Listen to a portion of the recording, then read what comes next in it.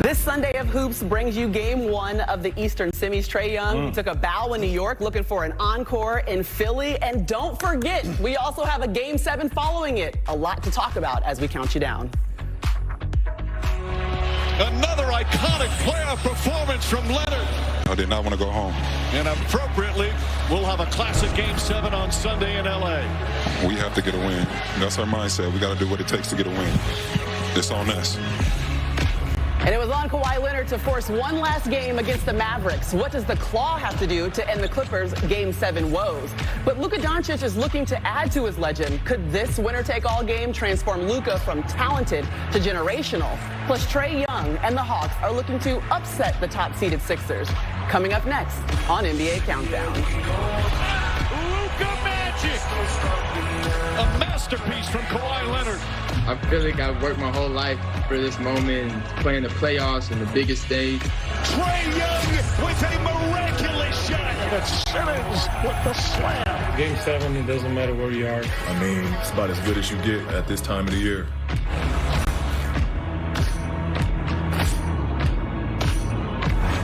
Welcome to NBA Countdown, presented by Hotels.com. Happy Sunday and welcome to NBA Countdown. We're coming to you live from the Seaport District in New York City, brought to you by Chase. I'm Maria Taylor, alongside Adrian Wojnarowski. We've got Jalen Rose, and he's already cold because of Trae Young shiver. That's why I'm wearing a turtleneck. I was going to say. That's why I'm wearing a turtleneck. That's right. And Jay Williams is in a turtleneck before July, so he waited a long time to get back out. Okay. But also, hold on. We have the Atlanta Hawks in the second round. Okay, Maria. Okay, Maria, are you ready? Are you ready for this? Had to salute. Okay, but obviously one of the big questions is whether or not Joel Embiid will be able to go, because he missed Game 4, or he left Game 4 with a lateral meniscus tear, and he did not play in Game 5 against the Wizards. So, Woj, what is the latest on Joel Embiid and the 76ers? Maria, I'm told Joel Embiid will play, and he will start today for the Sixers. He was out warming up. He had that right meniscus injury. Again, missed Game 5. You know, he's been ramping back up in practice, but had a good warm-up today. He will be on the floor for the Sixers against Atlanta to start this series. Okay, what does that mean? That means come here, whoever Joel Embiid is in guard, and if I'm Trae Young, come set this ball screen. Yes. How are you moving laterally? I'm going to attack you every single time you're on the court. You're here, great, but I'm going to try to take advantage of it if you're Trae Young. Absolutely, and they're going to need MVP level Joel Embiid to advance in this series, because Clint Capella has really elevated his game, and Hunter up front for the Atlanta Hawks. They have the size that can defend him, make him work, and so it's great that he's going to be in the lineup tonight. If he is healthy this entire series, you're not going to like this, Maria. If he's healthy, I'm taking the Sixers to win this series. Okay. Yeah. If he's healthy. But if he's hobbled in any way, the Hawks will advance. I have no problem with that. Joel Embiid averaging 28 points a game so far this season. Remember, he's one of the 3 finalists for MVP, so good news for the 76ers for sure to see him on the court. Meanwhile, let's talk about a Game 7. We will get back to, we'll talk more Hawks and 76ers, but we got a Game 7 coming your way. We want to make sure you're ready for it. For one last time, we get Kawhi Leonard against Luka, and they've each been masterful. They've combined for over 400 points in the first round. We'll certainly add to that total today. And the Clippers will need another big performance from Kawhi, as the franchise has lost 3 straight Game 7s, including last season's loss to the Nuggets in the bubble. Now, the Mavericks led this series 3-2, or lead it 3-2, historically a good spot for Dallas. They are 8-0 all-time when leading a best-of-7 series 3-2, tied for the best record in those situations by any franchise.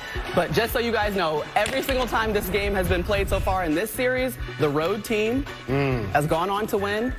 This time, though, we'll see what is able to happen. The Clippers have a huge advantage among players to appear in this series. Los Angeles' roster has combined played in 30 Game 7s entering today. As for Dallas, the only player to appear in a Game 7 in his career is Josh Richardson.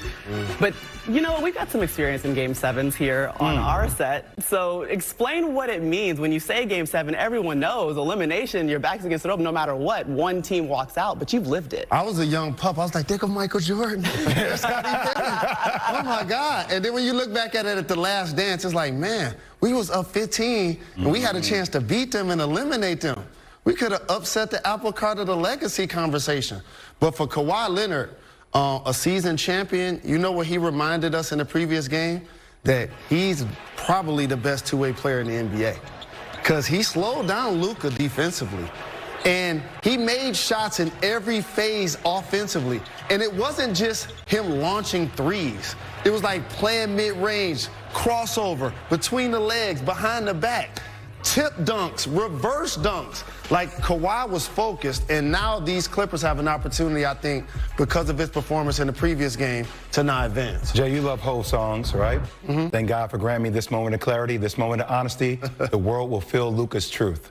Like that, I feel like this is an opportunity, first Game 7 for Luka. And when Kawhi Leonard's had game-defining Game 7 moments, 2019 versus 76ers, right? Made that shot that bounced off the rim multiple times. Crazy. This is a legacy opportunity for Luka. And you said it in your intro, Maria. Yeah. He can go from a talented player to a generational player. Mm-hmm. And he's been a generational player. We just need to see it come through in a Game 7 defining moment. Luka Doncic has been playing in these kind of games all his life. One of the youngest MVP in the history of the EuroLeague.